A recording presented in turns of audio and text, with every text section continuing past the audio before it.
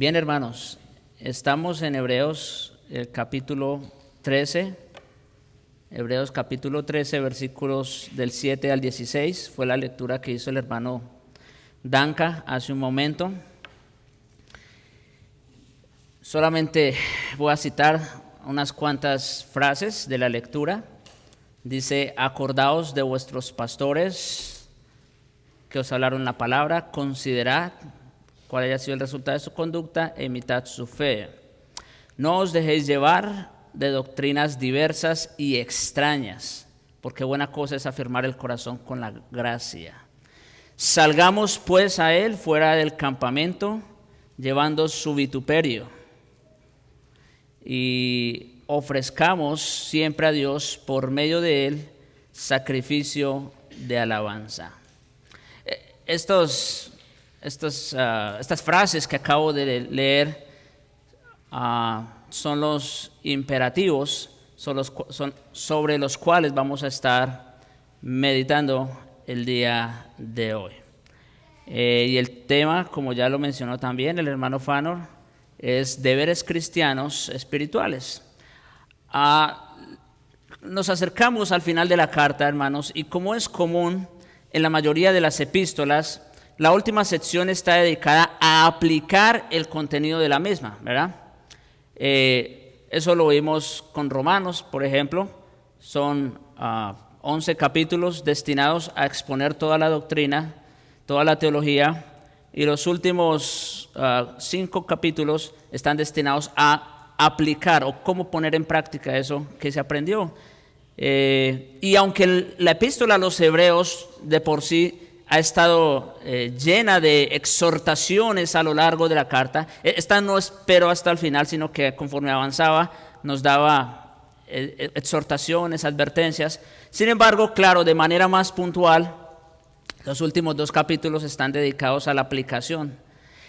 La última vez se expuso los deberes cristianos personales y con el prójimo. Eso fue lo que vimos la última vez. Es decir, hablamos de algunos aspectos de la ética cristiana, como el amor fraternal, la hospitalidad, la compasión, la pureza sexual y el contentamiento. Espero que recuerden lo que vimos en aquella oportunidad, si no, ahí están las prédicas.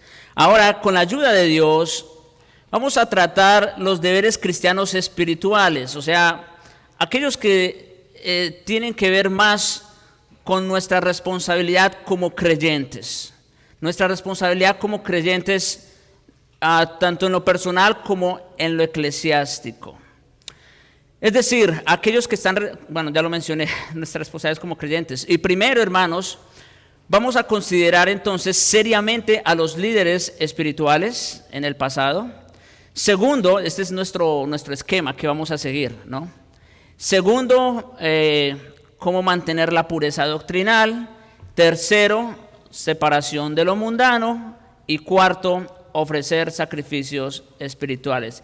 Ese será nuestro bosquejo que vamos a seguir. Y sin más preámbulos, vamos entonces a entrar al primer punto, al primer encabezado, versículos 7 y 8. Dice: acordaos de vuestros pastores que os hablaron la palabra de Dios. Considerad cuál haya sido el resultado de su conducta e imitad su fe. Jesucristo es el mismo ayer, hoy y por los siglos. Entonces, el primer encabezado es considerar seriamente a los líderes espirituales del pasado. Y hago énfasis en esto porque luego, si Dios quiere en la próxima prédica, vamos a hablar del sometimiento al liderazgo, ya no solamente de aquellos que trajeron la palabra, pero en el presente. Eso será tema de la próxima predicación. Pero aquí, como dije, consideremos seriamente a esos líderes espirituales del pasado. El escritor de Hebreos emplea el verbo que Pablo usa cuando escribe en 2 Timoteo 2:8, acordaos de Jesucristo, resucitado de entre los muertos, descendiente de David. El verbo acordaos, como digo, es el mismo allá y acá, significa traer de nuevo a la mente aquello que sabéis acerca de una persona. Y el escritor básicamente exhorta al pueblo a pensar en aquellos dirigentes a quienes la muerte ya se había llevado. El término mismo no nos da la seguridad de que el escritor tenía a los apóstoles en mente. Sin embargo, a la luz del capítulo 2 y versículos 3 y 4, parece claro que es a ellos principalmente que se refiere. Cuando hace mención de aquellos que nos trajeron la palabra de Dios, ¿no es cierto? Y que esa palabra venía acompañada de señales, de prodigios, etc. Y ciertamente, y creo que en esto no tenemos duda, quienes llevaron la palabra, otra vez principalmente en la iglesia primitiva, fueron ¿quiénes? Los apóstoles. Lo cierto, hermanos, es que estos líderes hablaban la palabra de Dios al pueblo. Ellos eran entonces predicadores del Evangelio de Jesucristo y habían sido instrumentos de Dios en la edificación de la iglesia, es decir, el cuerpo de Cristo. Bueno, de hecho, si pensamos en los apóstoles, como dice Pablo en Efesios 2:20, ellos vienen a hacer ¿qué cosa de la iglesia? El fundamento, ¿verdad? Le dice a la iglesia, edificados sobre el fundamento de ¿quiénes? De los apóstoles. Así que ciertamente ellos fueron usados por Dios como instrumentos de edificación. Estos padres fundadores habían fallecido, pero los lectores todavía podían recordar su labor. Es lo que se asume en la lectura de nuestro texto. Y nosotros, hermanos, así como los destinatarios originales, nosotros también podemos y debemos hacerlo.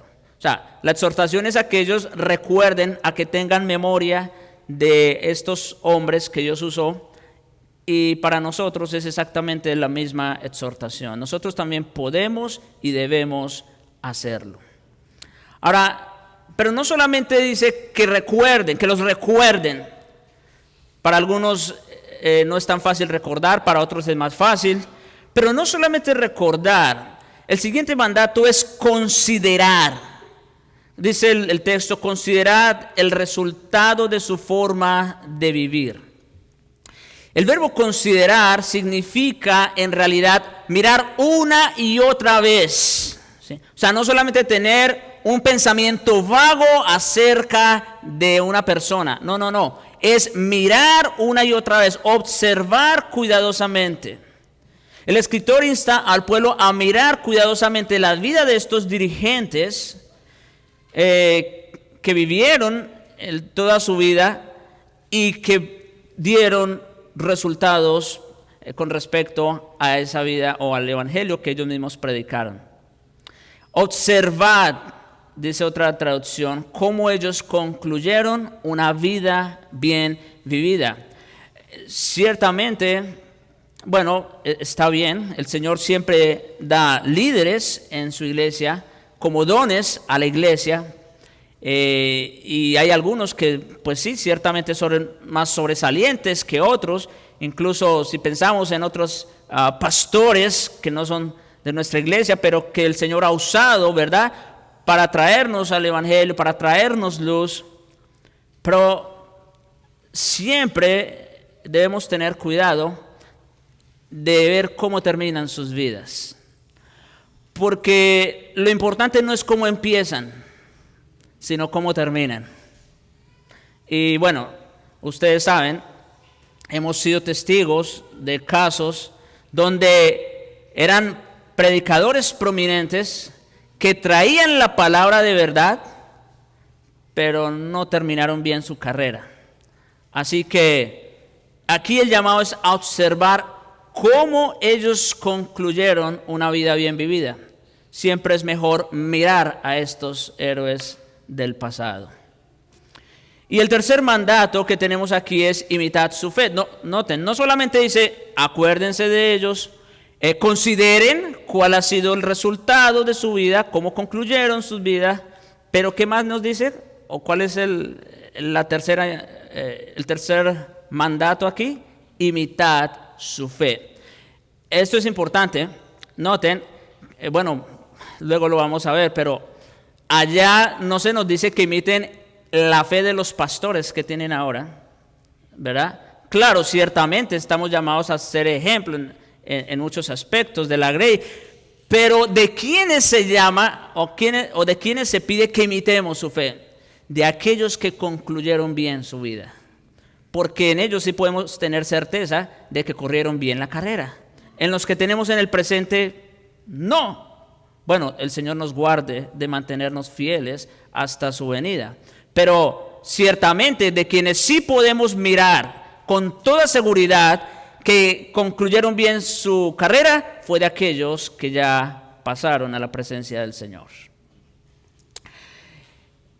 El escritor entonces desea dar la impresión de que estos líderes deben ser considerados héroes de la fe, semejantes a los mencionados en el capítulo 11. Recuerden el capítulo 11, allá el escritor puso o enfocó nuestra vista hacia ¿quiénes? Hacia los del Antiguo Testamento. Es como que ahora está volteando el telescopio, por decirlo de alguna manera, y ahora dice, así como ellos, miren a estos también, porque no solamente fueron los del Antiguo Testamento, ahora también, bajo el nuevo pacto, también tenemos muchos héroes que nos hablan con sus vidas.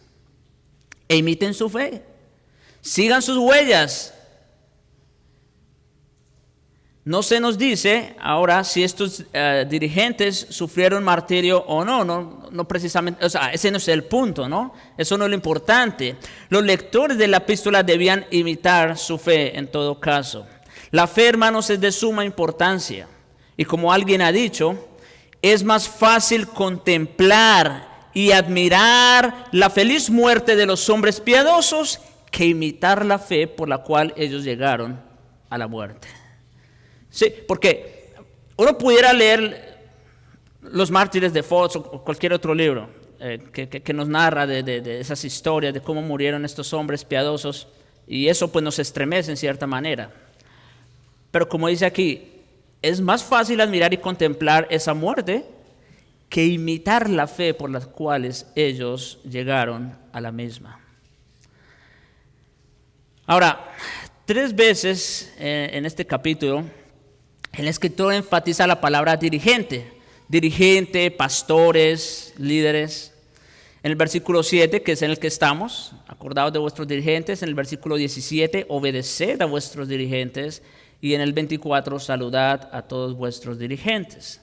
En este caso en particular, hermanos, el concepto de dirigente está, sí, ya lo dijimos, miren a aquellos hombres que concluyeron bien sus vidas, pero está relacionado principalmente con qué dirigente. ¿Quién de todos comenzó, caminó y terminó bien, sin una sola falla, sin un solo error, a la perfección? ¿Quién? Jesucristo.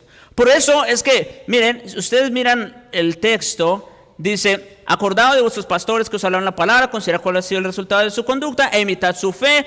Jesucristo es el mismo ayer y hoy por los siglos. ¿Qué tiene que ver aquí? ¿Cómo encajamos esta oración? Jesucristo es el mismo ayer y hoy por los siglos. ¿Qué tiene que ver esto con el contexto de lo que viene diciendo el apóstol?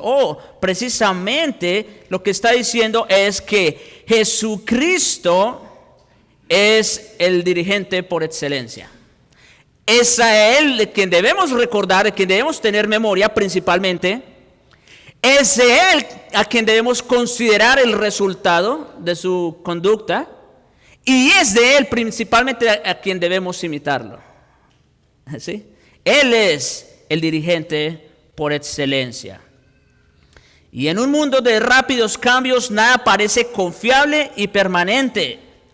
Volvemos al punto. Dirigentes van, dirigentes vienen, muchos fracasan. Los dirigentes, como digo, vienen y se van, pero hay un dirigente, sin embargo, que no cambia: Jesucristo. Y por eso, de hecho, el texto hace alusión a ese atributo tan hermoso de la inmutabilidad. ¿Ve? Jesucristo, dice, es el mismo ayer, hoy y siempre. Los líderes vienen y van, los líderes pueden cambiar, lamentablemente, Jesucristo no. Él es el mismo, ayer, hoy y por siempre. Él es el líder por excelencia, es el gran pastor de las ovejas. Él puso pastores, pero Él es el gran pastor, Él está por encima, y Él es el príncipe de los pastores. Ahora, ya hemos visto entonces aquí el primer encabezado, que es considerar seriamente a los líderes espirituales del pasado, pero principalmente ¿a quién? A Jesucristo, porque Él no cambia. Eso presupone, por supuesto, fe de parte de los creyentes, ya que deben depender de Él en todo momento, puesto que Él sigue siendo fiel a sí mismo. Él es el primero y el último, aquel que era y que ha de venir, el Todopoderoso. Podemos entonces, hermanos, confiar en un líder como este, ¿verdad? En Él sí. En segundo lugar, el segundo punto es mantener la pureza doctrinal. Versículo 9. Dice: no os dejéis llevar de doctrinas diversas y extrañas, porque buena cosa es afirmar el corazón con la gracia, no con viandas que nunca aprovecharon a los que se han ocupado de ellas. Creo, hermanos, que el llamado principal de este mensaje es para que los judíos que oyeron y confesaron el evangelio no regresen al legalismo del antiguo pacto. Ustedes ya conocen el contexto de la carta, ustedes saben a quién está dirigida esta carta, y ustedes saben cuál era el problema principal de los destinatarios de esta carta. Estaban en peligro ¿de qué? De volver al antiguo pacto, a las costumbres, a las ceremonias antiguo testamentarias. El nuevo pacto en Jesucristo, hermano, sí tiene normas, y normas muy altas, pero no requiere ceremonias, rituales, días santos ni formalidades, como el antiguo pacto. Sus normas son internas, no externas. Mis hermanos, los judíos estaban acostumbrados a tener regulaciones religiosas para todo, y era difícil para ellos ajustarse a la libertad en Cristo. O sea, este es el punto principal, ¿ve? En ellos no cabía en su mente que hubiera tal cosa como una fe que no requiriera obras, que no requiriera ceremonias. Ellos estaban acostumbrados, esa era su idiosincrasia, sus costumbres. Para ellos era difícil ajustarse a esa libertad en Cristo. Para ellos era difícil aceptar la idea que Pablo expresó en 1 Corintios 8:8, que la vianda no nos hace más aceptos ante Dios, pues ni porque comamos seremos más, ni porque no comamos seremos menos. La palabra vianda, dicho sea de paso, para quienes de pronto no saben, la palabra vianda significa comida sagrada, comida sagrada, que ha sido ofrecida en un altar. Y lo que Pablo está diciendo es, la vianda no nos hace más aceptos delante de Dios. Pero otra vez, eso para los judíos era chocante. Ellos estaban acostumbrados a esa religión. Incluso la forma de preparar los alimentos y comerlos era importante. Por eso los fariseos criticaron a los discípulos de Jesús por comer con las manos sucias. Ahora les dice que las comidas, aquí el apóstol, el autor, dice que las comidas nunca aprovecharon a los que se han ocupado de ellas. Sí, mis hermanos, la espiritualidad no depende de las viandas. No depende de eso. Preocuparse espiritualmente por la comida no es necesario en el Nuevo Testamento. De hecho, insistir en regulaciones dietéticas por razones religiosas es en contra del Evangelio. Así como lo oyen. Esto debe darnos un poco más luz, y no solo luz, libertad cristiana. Las regulaciones dietéticas por razones religiosas en el Nuevo Pacto es en contra del Evangelio. Pablo usa las palabras más duras para describir a quienes propagan estas ideas en 1 Timoteo 4, versículo 1 al 5. Pero el Espíritu dice claramente que en los postreros tiempos, ya estamos en esos tiempos, algunos apostatarán de la fe. ¿Y cómo va a ser eso? Escuchando a espíritus engañadores, y noten cómo los llama, y doctrinas de demonios. Bueno, pero ahí no dice todavía que se trata de las viandas. Por la hipocresía de mentirosos que, teniendo cauterizada la conciencia, prohibirán casarse y mandarán abstenerse de alimentos que Dios creó, para que con acción de gracias participasen de ellos los creyentes y los que han conocido la verdad. ¿Ven que sí se trata de eso? ¿Y cómo lo llama Pablo? Espíritus engañadores, doctrinas de demonios. Cristo, hermanos, ha hecho que toda observancia externa sea inválida e inútil. ¿Sí? Eso tenía un propósito. Recuerden que Israel era una teocracia. Eso muchas veces lo pasamos por alto, pero eso tiene mucho que ver. Israel era una teocracia, o sea que Israel no solamente tenía que someterse a unos estándares morales, no, Israel tenía que someterse a unos estándares religiosos y unos estándares civiles, como cualquier país. Y dentro de esos estándares estaba la dieta. Ya no. Como cristianos, nuestros corazones son solamente afirmados con la gracia, porque como dice Pablo en Romanos 14, 17, hablando del mismo tema, porque el reino de Dios no es comida ni bebida, sino que justicia, paz y gozo en el Espíritu Santo. Por lo tanto, como dice en Colosenses 2:16, nadie os juzgue en comida o en bebida. Dice más cosas, en días de reposo, luna nueva, fiestas, etcétera, etcétera. Pero está incluida la dieta. Por eso vuelvo y repito, como cristianos nuestros corazones no son afirmados con las viandas, como dice el texto, sino ¿con qué? Con la gracia. Una de las cosas más tristes del mundo es que un cristiano se vea arrastrado a una doctrina falsa. Puede ser que esto que acabo de mencionar de las viandas para nosotros no tenga mucha relevancia, porque no es el mismo contexto de nuestros hermanos judíos. Pero hermanos, una de las cosas más tristes del mundo es que un cristiano se vea arrastrado a una doctrina falsa de cualquier clase y termine siendo ineficaz, pierda el gozo, la recompensa y el testimonio. Sin embargo, cosas como estas han ocurrido desde los primeros días de la iglesia. Pablo estaba tan sorprendido, tan atónito, de que algunos creyentes gálatas, como dice en el capítulo 1, versículos 6 al 7, los voy introduciendo al tema de la carta de hecho. Pablo estaba tan sorprendido de que estos gálatas se hubieran alejado del que los llamó por la gracia de Cristo para seguir un evangelio diferente. Noten, empezaron bien, pero ¿cómo iban? Ya no iban tan bien. No que haya otro evangelio, como él mismo lo aclara, sino que hay algunos que os perturban y pervierten el evangelio de Jesucristo. Ese es el problema. No es que alguien se va a parar a hablar en contra del evangelio, en contra de Cristo.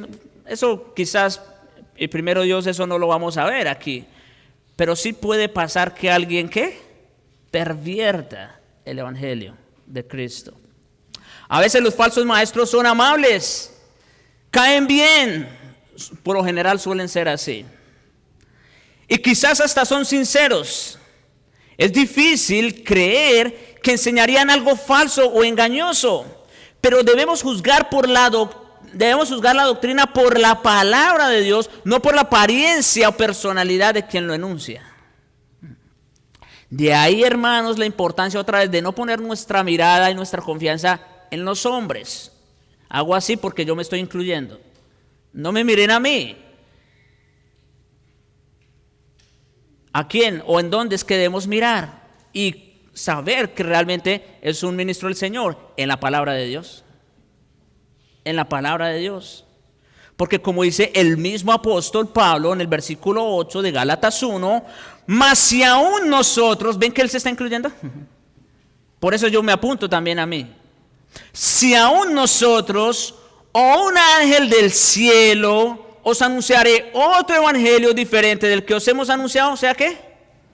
Anatema. En otras palabras, si el mismo Pablo predicando, no debían seguirlo. Vuelvo y repito la idea. Si el mismo Pablo cambiaba su enseñanza de las verdades reveladas que había estado predicando, no debían seguirlo. Si Pablo hubiese cambiado algo de lo que ya había dicho, ¿qué debía de hacer la iglesia? Con responsabilidad, no seguirlo en ese aspecto. Bueno, es más, en la misma epístola a los Gálatas, ustedes conocen, hay un caso bien interesante, y es cuando Pablo reprende a Pedro. ¿Ustedes se imaginan? El líder principal de la iglesia. Pero es que, ¿qué pasó? Pedro estaba también cayendo en la misma trampa. ¿Ve? Y la idea es tan importante, o sea, esto que estamos diciendo, hermanos, de ser arrastrados por la falsa doctrina, es tan importante que Pablo la repite en el versículo siguiente. Como antes hemos dicho, también ahora lo repito. Si alguno os predica diferente evangelio del que habéis recibido, sea anatema, sea maldito. Y ahorita no es nuestro tema, pero rápidamente, para dejarlos ya con algo, con alguna idea, ¿cuál era ese evangelio diferente en la epístola a los Gálatas? Bueno, el mismo de la epístola a los Hebreos. Otra vez, el judaizar, el volver al judaísmo con todas sus leyes, sus normas, sus dietas, etcétera, etcétera, etcétera. Estos Gálatas habían comenzado en la gracia, pero habían vuelto a la ley. Habían comenzado en el espíritu, pero ahora intentaban continuar en la carne. Los judíos a quienes les hablaba Hebreos 13 estaban en peligro de hacer lo mismo. Las doctrinas diversas y extrañas no eran enseñanzas nuevas necesariamente. Ojo con esto, hermanos. La iglesia no está en peligro por las herejías. Las herejías, yo creo que aquí todos, si no la mayoría, las podemos discernir con facilidad. No. El peligro está en que esas doctrinas diversas y extrañas parten de enseñanzas que ya todos conocemos. Ahí está el peligro. No se les pone nombre, como les digo, pero ya se dijo, es con mucha probabilidad esas enseñanzas o esas doctrinas falsas de las cuales habla aquí el autor, eran esas creencias tradicionales judías, pero eran ajenas al evangelio de la gracia. Y noten, escuchen esto, en el caso de los judíos, obviamente no hay excusa, pero por lo menos ellos partían de la base de algo que Dios había dicho en el Antiguo Testamento. ¿Ve? Pero ahora esas doctrinas eran ¿qué? Ajenas al evangelio. ¿Por qué? Porque una vez viene Cristo, una vez viene la gracia, ¿qué pasa con todas las exigencias de la ley? Quedaron cumplidas en Cristo. Y por lo tanto, eso ya no pasa para nosotros. Ya no nos toca seguir ofreciendo animales, etcétera, etcétera. Pablo también advirtió a los ancianos efesios de este peligro, sobre las falsas doctrinas en Hechos 20, versículo 29 al 30. Yo sé, dice Pablo, que después de mi partida, Pablo estaba consciente de esto, entrarán, no habla de gente que está afuera. ¿Dónde? En medio de vosotros. Sí, ellos van a desfilar por el pasillo de esta capilla también. Entrarán en medio de vosotros, ¿quiénes? Lobos rapaces, que no perdonarán al rebaño. Qué fuerte, ¿no? Pero esa es la realidad. O sea, esto no es que puede pasar, que está la posibilidad. No. Yo sé que eso va a pasar, dice Pablo. Y nosotros también debemos tener la seguridad de que va a pasar aquí. Ha pasado y seguirá pasando. En medio de vosotros, lobos rapaces que no perdonarán al rebaño. Y de vosotros mismos, o sea, no espere que alguien de afuera, no, de los que están aquí. Yo no sé quién es. Pero de vosotros mismos se levantarán hombres que hablen cosas perversas para arrastrar tras sí a los discípulos. ¿Ven cuán delicado es este asunto? El apóstol los encomendó a la palabra de Dios, por supuesto, el único recurso que tenían para permanecer verdaderos en la fe. El llamado final de la epístola a los romanos es este, capítulo 16, versículo 17. Mire cómo dice Pablo allá. Os ruego, hermanos, que os fijéis, fijar, prestar atención, ser cautelosos en los que causan divisiones y tropiezos. ¿De qué forma? En contra de la doctrina que vosotros habéis aprendido. ¿Y cuál debe ser nuestra reacción sobre ellos? Os apartéis de ellos. No, ni siquiera dice como cuando alguien que cae en inmoralidad o como cuando alguien se enoja con el hermano. Aquí no dice tráigalo a juicio y vamos a ver. No. ¿Qué dice? Deséchalo. Eso dice Pablo en la otra epístola. Al hombre que cause divisiones después de una y otra amonestación, deséchalo. Aquí dice que os apartéis de ellos. Los peores falsos maestros son quienes se disfrazan de ortodoxia. Ya se ha dicho muchas veces aquí. Para nosotros no representa ningún peligro Austin, Maldonado, etcétera, etcétera. No, eso para nosotros no representa ningún peligro. Son los que se disfrazan de ortodoxia. Un liberal declarado, sectario o ateo puede verse fácilmente por lo que es. Los mejores obreros de Satanás son los que engañan, quienes saben que los oirán más si cubren su herejía con ideas bíblicas. Porque como dice Pablo en 2 Corintios 11, 13 y 14, estos son falsos apóstoles, obreros fraudulentos, que ¿qué hacen?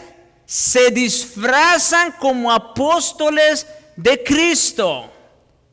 Ahí dice apóstoles de Cristo porque en el contexto pues ellos representaban el liderazgo de la iglesia. Nosotros ya sabemos que no hay apóstoles, así que alguien que se llame apóstol hoy día, eso para nosotros tampoco representa nada. No representa ningún peligro.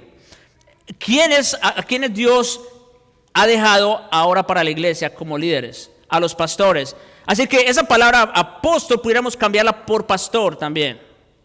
Que se disfrazan como pastores de Cristo. Y no es maravilla. No tenemos que maravillarnos de eso. Porque el mismo Satanás se disfraza como ángel de luz.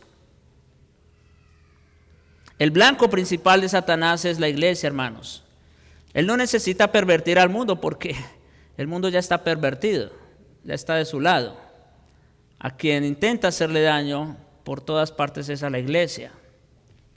Por esa razón el Nuevo Testamento está lleno de advertencias a los cristianos para que estén atentos a las enseñanzas falsas. Satanás desea destruir el poder de la verdad en la iglesia. Dios sabe, hermanos, que la batalla más grande o una de las batallas más grandes de su iglesia es por la pureza de la doctrina. Porque esa es la base de todo lo demás. Así es, hermanos. Cada mala práctica, mala acción, mala norma de conducta se debe a una ¿qué? A una mala enseñanza, a una mala creencia. Así de sencillo. El resultado de que los apóstoles y profetas, pastores, maestros y creyentes nos unamos en fe y maduremos es que ya no seamos niños fluctuantes, como dice Pablo en Efesios 4:14.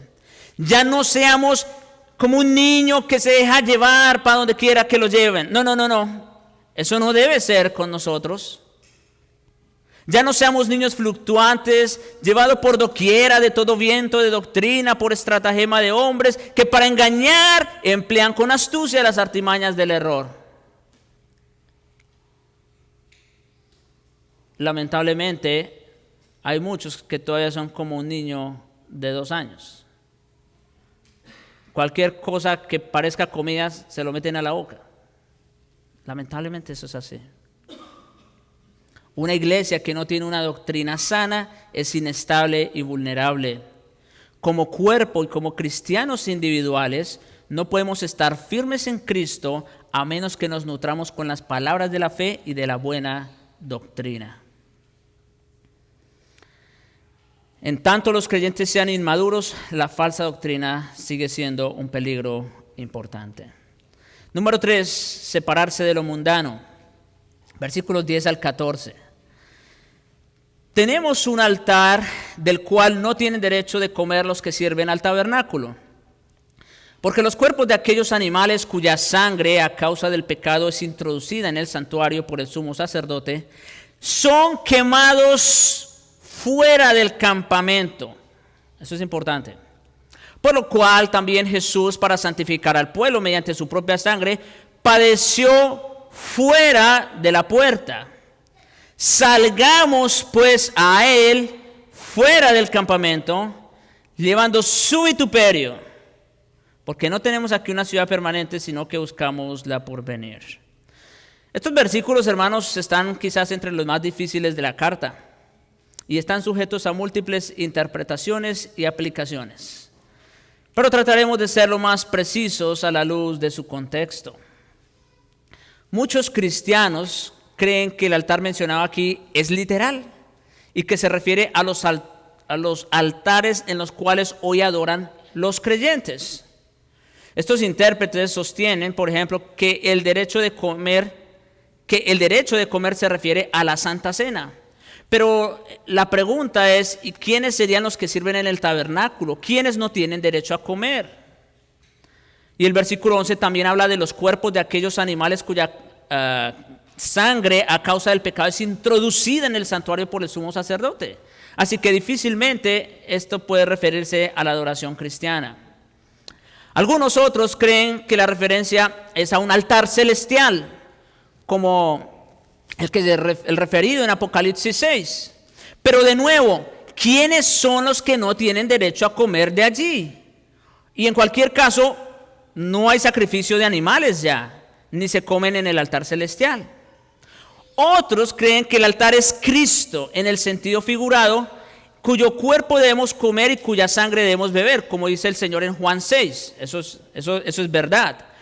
Pero aún queda la pregunta de a quién no se le permite comer y de qué pasa con los sacrificios de animales que menciona aquí el texto. Así que, hermanos, la mejor explicación aquí y a la luz de nuestro contexto es considerar que contenemos, esa palabra que aparece allí, tenemos un altar.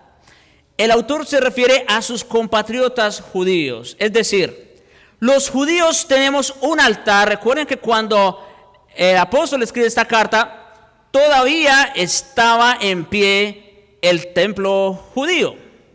Así que los judíos tenemos un altar. Los sacerdotes sirven en ese altar, en el tabernáculo o en el templo. Comúnmente a ellos se les permitía comer de lo que queda de los sacrificios. Los que han leído Levítico deben saber eso. Pero en el día de la expiación, ¿qué dice? No tienen permitido comer de la ofrenda. ¿Qué se hacía con el animal que se ofrecía en el día de la expiación? ¿Alguien recuerda? Se sacaba, el macho cabrío se marcaba y se enviaba al desierto. Él se llevaba, por decirlo así, el pecado, la culpa. Pero ¿qué había con el animal que se sacrificaba? Bueno, la sangre se rociaba sobre el altar y el animal se sacaba fuera y se quemaba fuera del campamento. Eso era lo que se hacía. ¿Y por qué tenía que ser así? Porque este animal representaba toda la contaminación que había en el pueblo. Ustedes saben, ese día era único como ningún otro en el año. Ese animal representaba todo el pecado, toda la contaminación del pueblo y por eso se sacaba fuera y se quemaba. Los cuerpos de los animales usados para el sacrificio entonces se sacan fuera del campamento y se secan. Esta perspectiva entonces es una analogía para los creyentes. Como el sacerdote antiguo no podía tener parte en los pecados del pueblo, por eso dice que ellos no comen. ¿Por qué no comían de ese animal? Porque ese animal estaba contaminado ya. Estaba contaminado con todo el pecado del pueblo. Entonces, como el sacerdote antiguo no podía tener parte en los pecados del pueblo, así también el creyente debería estar afuera de los pecados del mundo, pues ya no es parte de su sistema, normas y prácticas. Eso, hermanos, es lo que hizo Jesús, descrito de manera suprema en la crucifixión, que ocurrió también ¿en dónde? En las afueras de la ciudad. Por lo cual, dice el texto, también Jesús, para santificar al pueblo, mediante su propia sangre, ¿qué dice? Padeció fuera de la puerta. ¿Por qué? Por lo mismo.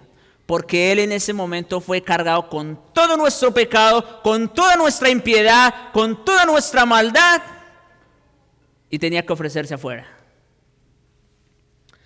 Así que, hermanos, no hay por qué llevar la analogía más allá de lo que está en el texto. Tan solo esto es una imagen de los cristianos siguiendo a su Señor y separándose del pecado. Como nuestro Señor fue crucificado a las afueras de Jerusalén, así también nosotros debemos estar espiritualmente a las afueras del pueblo pecador. Noten que hago énfasis en la palabra espiritual, porque mientras estemos aquí es imposible que salgamos. Salgamos, dice el texto, y de hecho esa es la exhortación para nosotros en el versículo 13. Salgamos pues a Él fuera del campamento, llevando su vituperio. Para los judíos a quienes estaba dirigido Hebreos, la separación del sistema del mundo significaba la separación del judaísmo. Dios, por así decirlo, ya no estaba en el campamento del judaísmo. Esto se estableció por un tiempo. Acuérdense, eso fue temporal, no permanente. Cualquiera hubiera sido la importancia y significado del antiguo pacto, las ceremonias tradicionales, las regulaciones y normas del judaísmo ahora estaban inválidas. Dios hace ahora su pacto completamente ¿en dónde? A las afueras del campamento del judaísmo. Al momento que Jesús murió en la cruz, el velo del templo se rasgó en dos y con ello el altar, los sacrificios y los rituales dejaron de ser parte del programa divino. Así de sencillo. Con esa figura del templo, del velo del templo rasgándose en dos, Dios abolió Cristo más bien cumplió toda la ley de tal manera que todo ese sistema ahora se hizo inválido. Dios lo dejó de lado. Y en ese sentido, hermanos, los judíos se volvieron, y los sacrificios que ofrecían, se volvieron tan paganos como los sacrificios que se ofrecían en el templo de Baal, Diana, etc.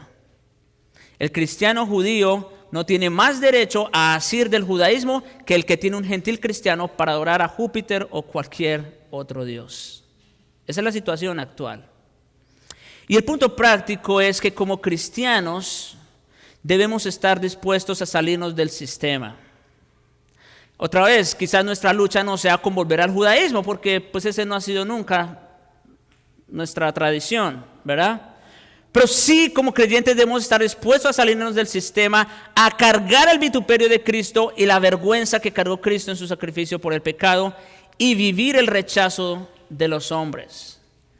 Moisés tuvo esa misma actitud. En el Hebreos 11:26 se dice que tuvo por mayores riquezas, ¿qué cosa? El vituperio de Cristo que los tesoros de los egipcios. Ya lo dijimos. Moisés, ¿verdad? De alguna manera vio a Cristo y estuvo allí como tipo de Cristo. Pablo tuvo mucho por decir acerca de la separación también en 2 Corintios 6, versículos 14 al 15. No os unáis en yugo desigual con los incrédulos.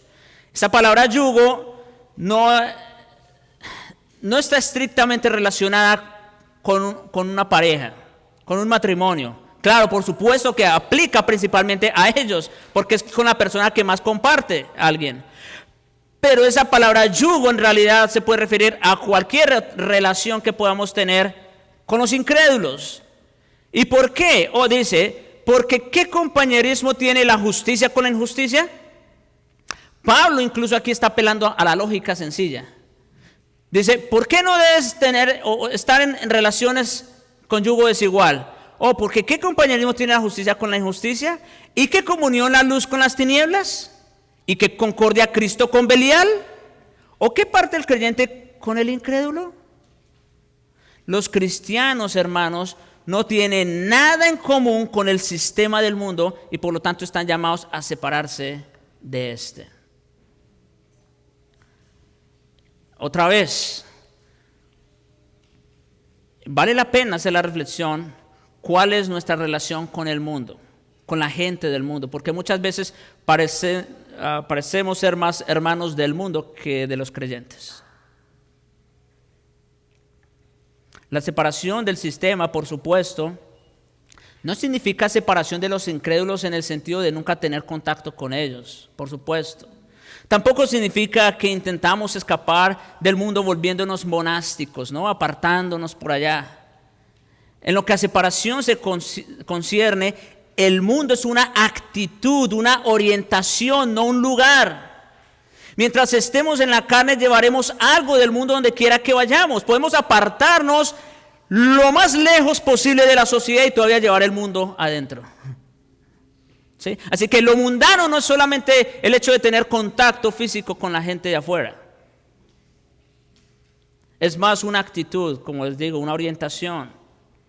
Paradójicamente, una actitud del estilo soy más santo que tú es la esencia de la mundanalidad porque está centrada en el orgullo.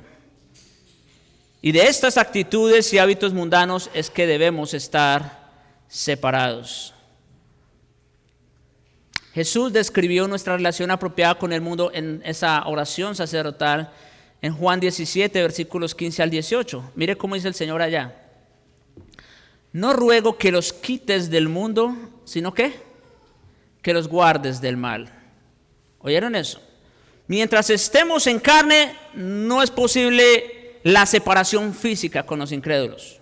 Eso es imposible. Pero sí que los guardes del mal. Ahora, lo interesante es que casi siempre cuando hablamos del mal pensamos afuera. ¿De dónde vienen los malos pensamientos, los adulterios, las fornicaciones, las blasfemias? ¿De dónde vienen? En otras palabras, ¿qué está pidiendo el Señor? Que nos guarde de la mundanalidad que tenemos en nosotros mismos muchas veces. ¿Se dan cuenta? No ruego que los quites del mundo, eso no es posible ahora. Pero sí que nos guarde del mal que incluso hay en nosotros.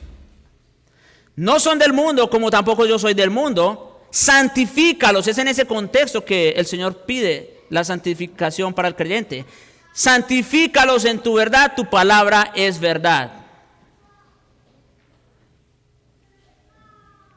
Como tú me enviaste al mundo, así yo los he enviado al mundo. Ahora, noten esta frase, también es interesante. No somos del mundo, ¿verdad? Al contrario, somos enviados al mundo.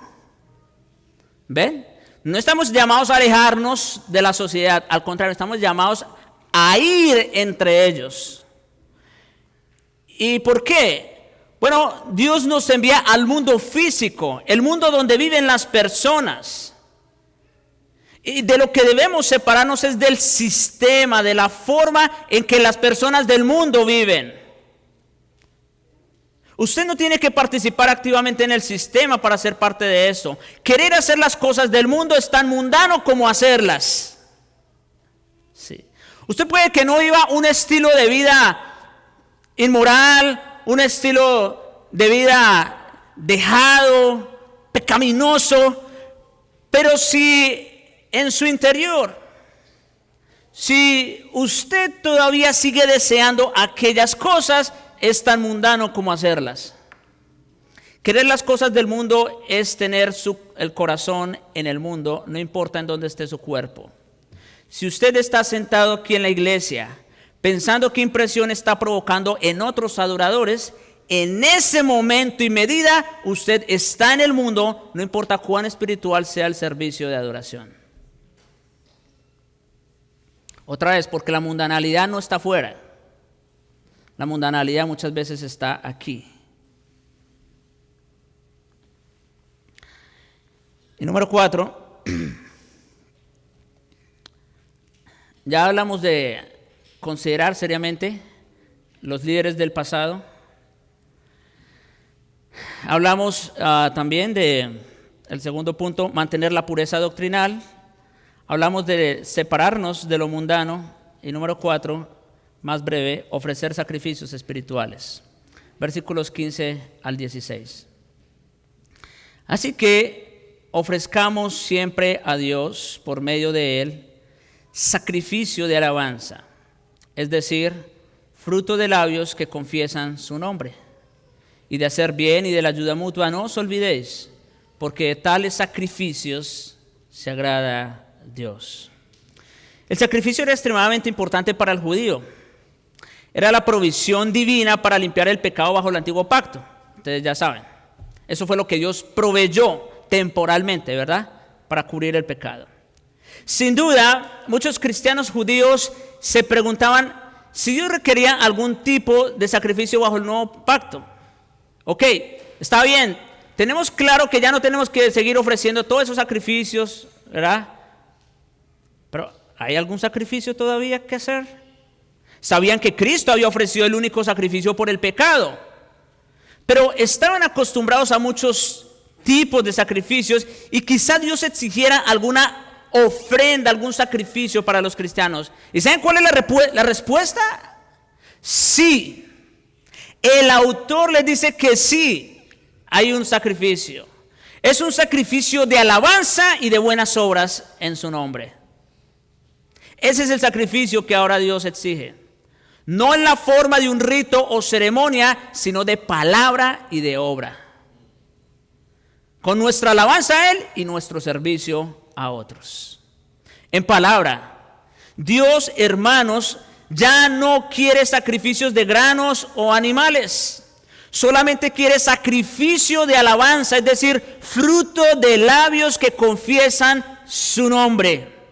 Y eso, a propósito, empieza en el momento que un creyente recién nacido hace profesión pública de su fe mediante el bautismo. Ahí empieza su rendición de alabanza al Señor, su fruto de labios.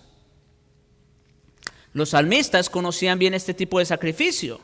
Si sus escritos pudieran caracterizarse por una palabra, sería alabanza. Salmo 7:17. Alabaré al Señor por su justicia, al nombre del Señor Altísimo cantaré salmos. 43:5. ¿Por qué te abates, oh alma mía, y por qué te turbas dentro de mí? Espera en Dios. ¿Por qué? Aún he de alabarle, salvación mía y Dios mío. Y 108:3. Te alabaré, Señor, entre los pueblos y cantaré salmos entre las naciones. Los últimos 5 salmos empiezan todos con alabado sea el Señor, que eso significa aleluya. El sacrificio, hermanos, que Dios desea es el clamor de nuestros labios en alabanza a Él. El sacrificio de alabanza del cristiano, hermanos, debe ofrecerse siempre. Esto no es opcional, no, siempre. No es una ofrenda porque las cosas salen bien. No, ni siquiera es por agradecimiento en cierta manera, no, sino en toda circunstancia debemos alabar a Dios.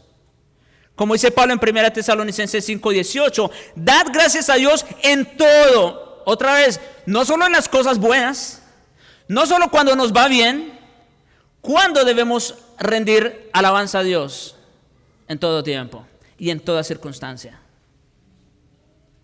Es el resultado de un corazón que está lleno o controlado por el Espíritu Santo. Como dice Pablo en Efesios 5:18-20. No os embriaguéis con vino, en lo cual hay disolución. Antes bien, sed llenos del Espíritu. ¿Y cuál es el resultado inmediato de estar llenos o controlados por el Espíritu? Hablando entre vosotros, noten cómo dice, y para hablar entre vosotros, ¿qué se requiere? los labios, la boca. ¿Y qué tenemos que hablar entre nosotros? Con salmos, con himnos y cánticos espirituales, cantando y alabando al Señor en vuestros corazones. Esos son los sacrificios que tenemos que hacer ahora, pero también en obra. Y Juan nos advierte en obra que el que no ama a su hermano, a quien ha visto, en 1 Juan 4:20, ¿cómo puede amar a Dios a quien no ha visto? La simple lógica otra vez. ¿Noten que la Biblia es tan clara? Nosotros somos los que la hacemos difíciles, pero la Biblia es clara. El que no ama a su hermano a quien ve, ¿cómo dice que ama a Dios a quien no ve? En otras palabras, si nuestra alabanza a Dios, es por esa razón que Juan dice esto, si nuestra alabanza a Dios aquí el día domingo, cuando estamos congregados, no está acompañada de hacer bien y de la ayuda mutua, entonces no es aceptable para Él, por más espiritual que parezca su alabanza y por más buena voz que tenga.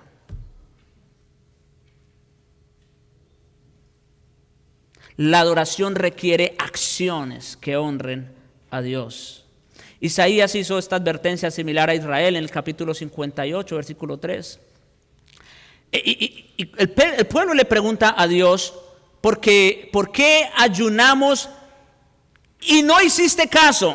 O sea, en otras palabras, como que yo les debía un favor a Israel, ¿no es cierto? ¿Por qué ayunábamos y hicimos eso y aquello? ¿Y qué dice? Y no nos hiciste caso. Versículos 6 y 7. Y a propósito del ayuno, esto es el verdadero ayuno.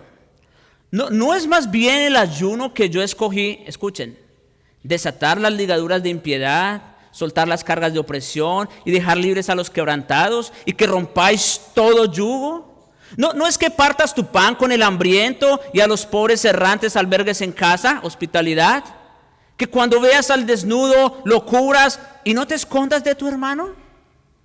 Esos son los sacrificios que Dios requiere ahora de nosotros.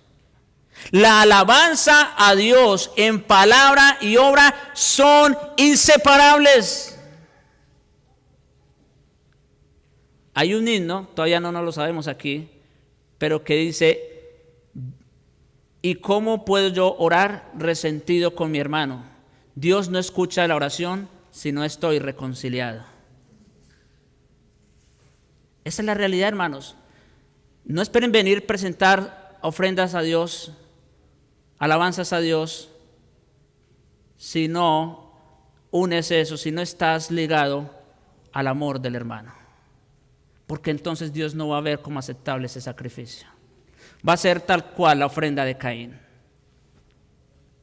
que mató a su hermano. Son inseparables la palabra y la obra. El servicio de labios debe estar acompañado de una vida de servicio. Como dice Santiago en el capítulo 1, verso 27, la religión pura y sin mácula o sin mancha delante de Dios el Padre es esta. ¿Cuál? Visitar los huérfanos y a las viudas en sus tribulaciones y guardarse sin mancha del mundo. El único sacrificio aceptable que podemos ofrecer a Dios con nuestras manos es hacernos bien unos a otros, compartir, servir en su nombre, de cualquier forma que podamos a las necesidades de otros. Termino con estas palabras en Santiago capítulo 2, versículo 17, un texto muy conocido. Hermanos míos, hermanos, déjenme decirles esto antes de terminar.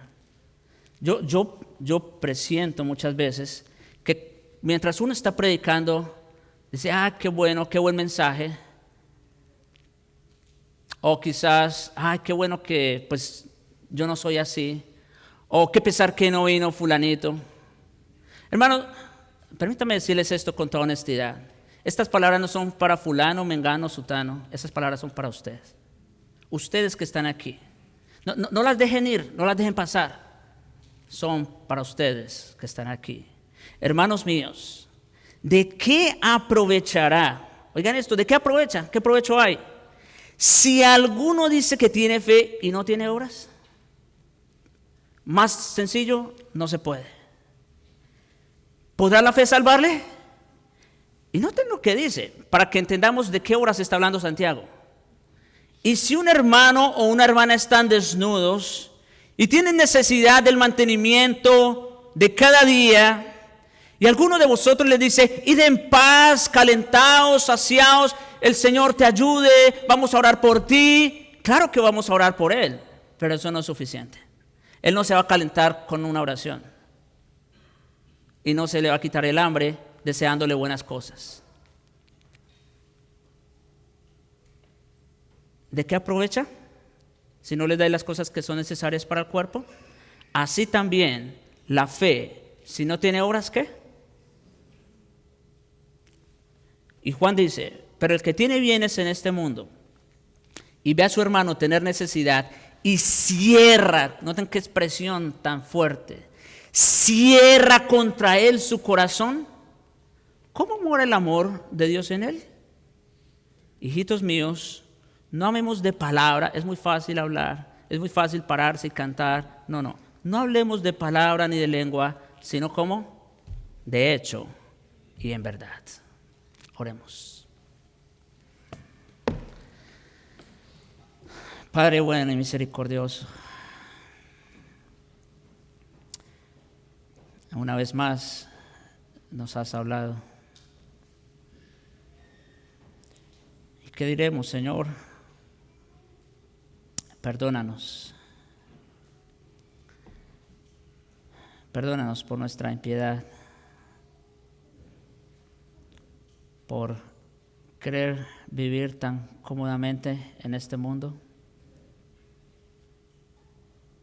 querer engordarnos, querer todo para nosotros, sin hacer distinción alguna entre el mundo y lo sagrado, y sin ver por las necesidades de nuestro hermano. Perdónanos, oh Dios, te rogamos, y concédenos vivir a la altura de este llamamiento. Reconocemos que en nosotros no hay fuerza, no hay virtud, pero por eso te lo pedimos, Señor, para que en Jesucristo y en el poder de tu Espíritu eso sea una realidad en nuestras vidas. Te lo suplicamos en su santo nombre. Amén.